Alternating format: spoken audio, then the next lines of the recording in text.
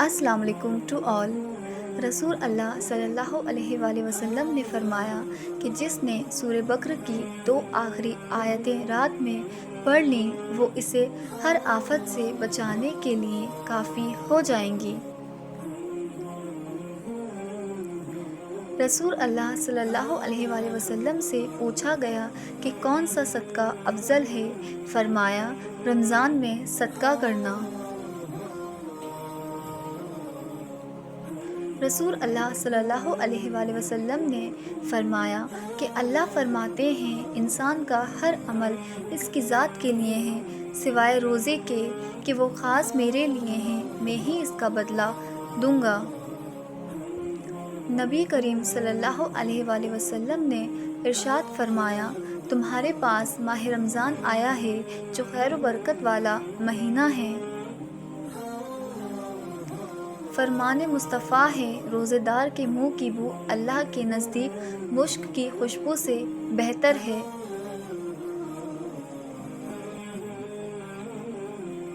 مومن کی بہترین سحری کھجور ہے۔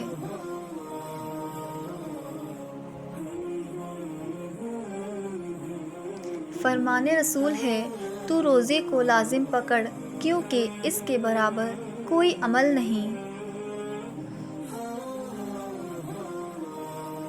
رسول اللہ صلی اللہ علیہ وآلہ وسلم کا فرمان ہے جس نے رمضان کے روزے ایمان کے ساتھ اور ثواب کی نیت سے رکھے اس کے گزشتہ گناہ معاف کر دیے جاتے ہیں۔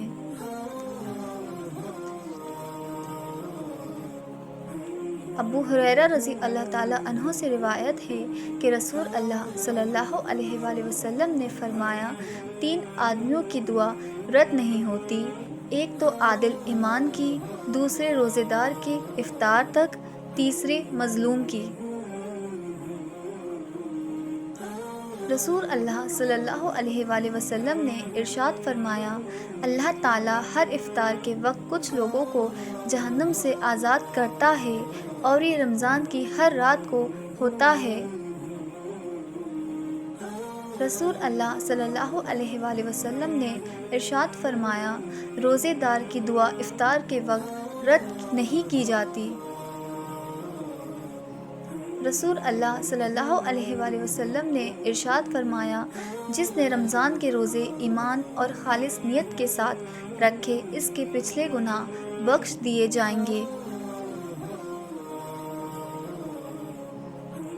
رسول اللہ صلی اللہ علیہ وآلہ وسلم نے سعد بن معاذ رضی اللہ عنہ کے پاس افطار کیا اور فرمایا تمہارے پاس روزہ رکھنے والوں نے افطار کیا اور تمہارا کھانا نیک لوگوں نے کھایا اور تمہارے لیے فرشتوں نے دعا کی۔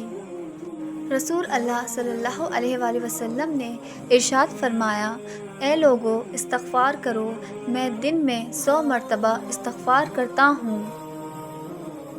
رسول اللہ صلی اللہ علیہ وآلہ وسلم نے ارشاد فرمایا صدقہ سے مال کم نہیں ہوتا، معاف کرنے سے عزت بڑھتی ہے، اور جو کوئی اللہ کے لیے عاجزی اختیار کرتا ہے اللہ تعالیٰ اس کو بلندی عطا کرتا ہے۔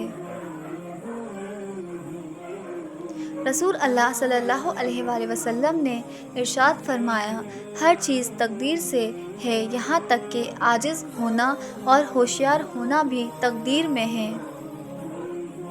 رسول اللہ صلی اللہ علیہ وآلہ وسلم نے ارشاد فرمایا برے ساتھی سے تنہائی اچھی ہے۔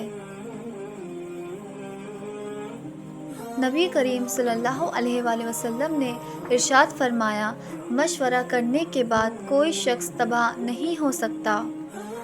نبی کریم صلی اللہ علیہ وآلہ وسلم نے ارشاد فرمایا حیا کے 10 حصے ہیں، 9 حصے عورتوں میں ہیں اور 1 حصہ مردوں میں ہے۔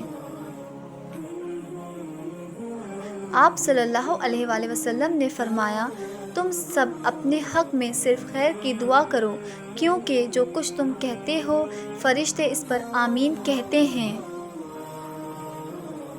Thanks for watching. If you like my video, so like, share and subscribe. Until next time, Allah Hafiz.